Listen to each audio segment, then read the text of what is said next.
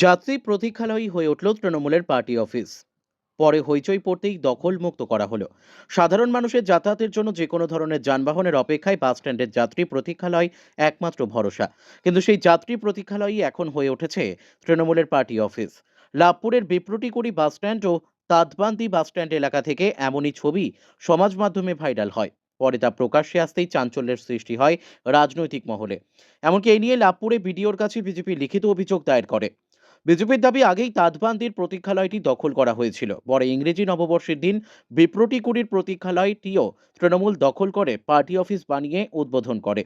প্রশাসনের উচিত ওই অফিস যথাযথ ব্যবস্থা নিয়ে বন্ধ করা। এই ঘটনায় ক্ষোভে ফুঁসছেন স্থানীয়রাও। এ প্রসঙ্গে লাভপুর ব্লক তৃণমূল কংগ্রেসের সভাপতি তরুণ চক্রবর্তী বলেন, ভুলবশত স্থানীয় কর্মীরা এমনটা করেছে। এই ঘটনায় প্রশাসন যে সিদ্ধান্ত নেবে আমরা তা মেনে চলব। আর তারপরেই সোমবার দেখা গেল ওই দুটি পার্টি অফিসকেই দখলমুক্ত করতে রীতিমতো রং তুলি দিয়ে মুছে ফেলা হলো তৃণমূলের ওই পার্টি অফিস। স্থানীয় তৃণমূল নেতা প্রভাত চন্দ্র মণ্ডল বলেন, ব্লক নেতৃত্বের নির্দেশ অনুযায়ী এই পার্টি অফিস আমরা মুছে দিয়েছি। আগে এখানে কোনো যাত্রী প্রতীক্ষালয় ছিল না, একটি ঘর তৈরি হয়ে পড়েছিল। সেই ঘরটিকেই রিপেয়ারিং করে আমরা দলীয় কার্যালয় বানিয়েছিলাম।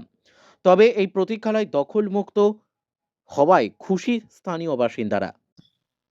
বিজেপি বিডিওকে একটা অভিযোগ করেছে যে বিপ্রটিকুড়ি অঞ্চলের দুটি যাত্রী প্রতীক্ষালয়, একটা তাঁতবান্দি এবং একটা বিপ্রটিকুড়ি, সেটা তৃণমূলের পার্টি অফিসে বদলে গেছে। কি বলেন ব্লক সভাপতি? বিডিও সাহেবের কাছে অভিযোগ হয়েছে, আমরা শুনেছি এবং আমরা চাই প্রশাসনিক যে সিদ্ধান্ত নেবে বা দেখে আমরা সেই সিদ্ধান্তের অনুসারী হব।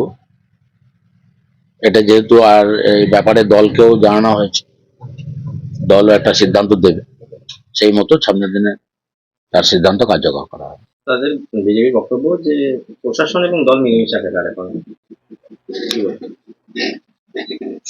ব্যাপারটা হচ্ছে যে ওদের তো এমনি তো সর্বস্তরই সবসময় অভিযোগ থাকে, দলে তো ওদের এমনিতে পায়ের তলা মাটি নেই, একটা সংগঠনবিহীন প্রচার সর্বস্ব দল।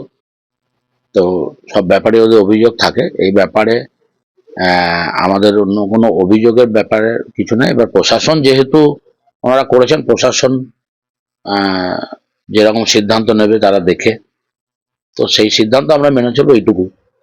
ওরা কি বলছে না বলছে সেটা বড় ব্যাপার আমাদের কাছে নয়। কি অভিযোগ?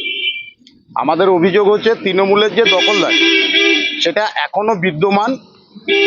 তার উদাহরণ তাঁতবান্দি বাস স্ট্যান্ডের যে একটা যাত্রী প্রতীক্ষালয় ছিল, সেটা বিগত 6 মাস আগে তৃণমূলের পার্টি অফিসে পরিণত হয়েছে এবং বর্তমানে 1/1/2026 বিপ্রটিকুড়ির বাস স্ট্যান্ডে যে যাত্রী প্রতীক্ষালয়টা ছিল সেটাও রং করে তৃণমূলের পার্টি অফিসে পরিণত করা হলো এবং দুটো প্রতীক্ষালয় তৃণমূলের পার্টি অফিসে পরিণত হলো।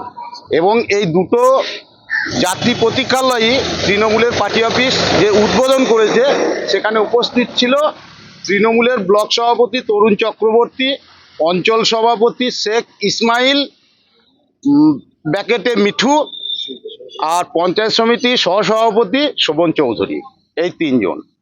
আপনারা হয়তো জানেন না, বিপ্রটিকুড়ি অঞ্চলে এত সন্ত্রাসের বাতাবরণ, যেটা আমরা সন্দেশখালিতে শেখ শাহজাহানের নাম শুনেছি, বিপ্রটিকুড়ি অঞ্চলের ঠিক শেখ শাহজাহান হচ্ছে শেখ ইসমাইল মিঠু।